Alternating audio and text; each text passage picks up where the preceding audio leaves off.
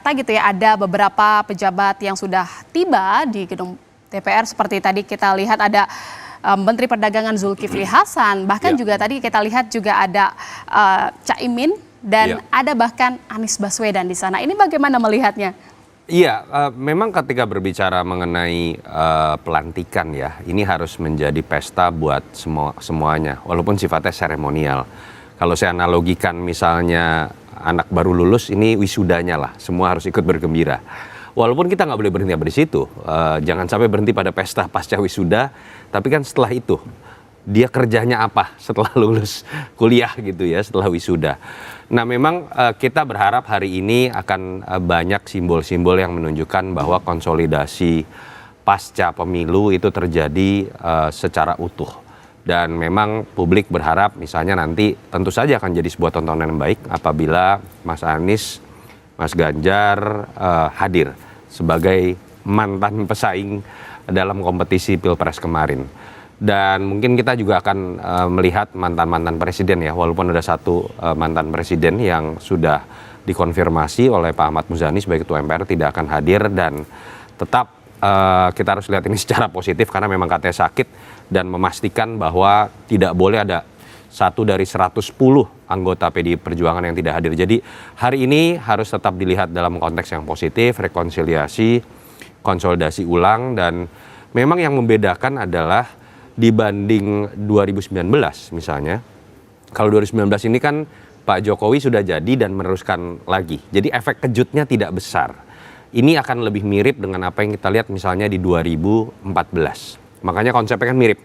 Pesta rakyat dari Tamrin sampai Sudirman, artinya mengantar presiden terpilih dari Senayan sampai Istana.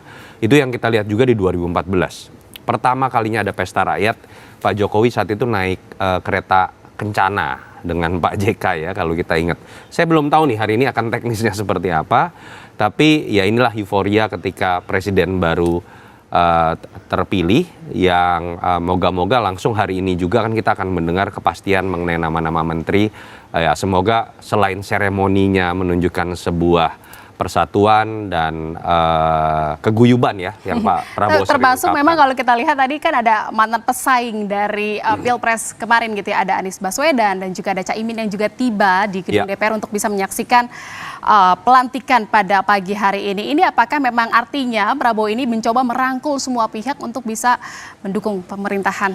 Itu tadi, ya kita berharap Mas Ganjar dan Prof Mahfud juga hadir. Katanya sih akan hadir, tetapi kita mengapresiasi lah Pak Prabowo ini kan perbedaannya dibandingkan dengan sebelum-sebelumnya yang dianggap temperamental, yang kita lihat kan malah kemudian sangat mengutamakan aspek-aspek kayak keguyuban. Sering banget itu disebut demokrasi guyub, persatuan nasional, gotong royong, merangkul. Nah kita harus lihat ini dari dua sisi ya.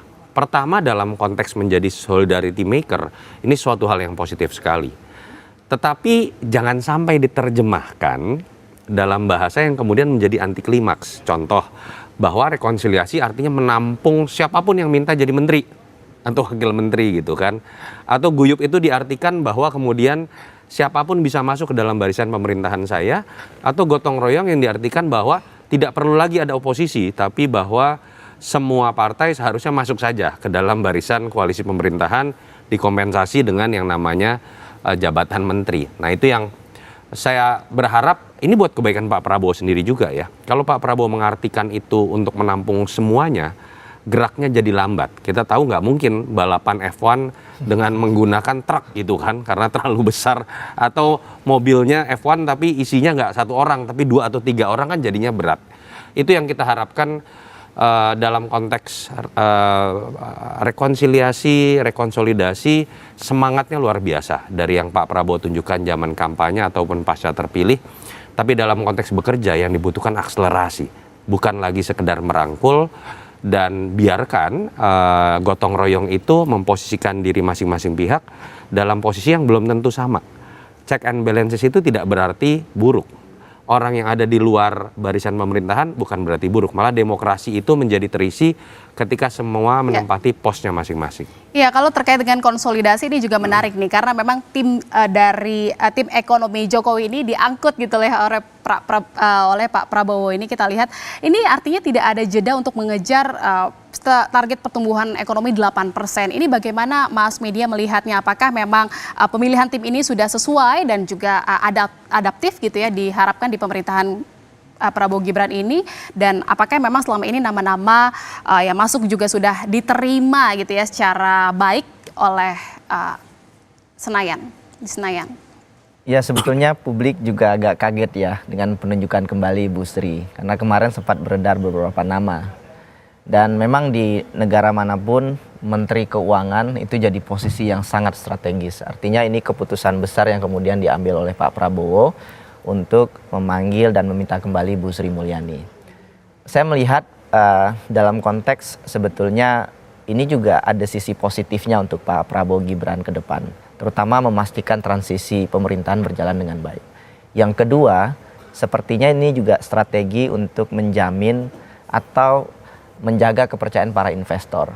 Karena ketika terjadi perubahan struktur ekonomi yang signifikan karena berubahnya menteri, tentu ada ketidakpastian pasar yang kemudian barangkali bisa menciptakan kekhawatiran. Artinya Pak Prabowo mencoba memberikan sinyal bahwa akan ada keberlanjutan, tidak akan ada perubahan yang signifikan. Artinya investor yang selama ini sudah berkomitmen atau akan memasukkan dananya pada investasi di Indonesia itu akan tetap terjaga. Bisa dibilang ini adalah untuk bisa tetap meyakinkan kepercayaan publik gitu ya terhadap pemerintahan Prabowo Gibran. Cuman perlu dilihat juga, karena kalau Pak Jokowi di tahun 2014 sampai 2015 itu ada 1 tahun jeda, kemudian Pak Jokowi mengganti kabinetnya. Kita nggak tahu nih apakah Pak Jokowi kemudian mengganti Bu Sri Mulyani.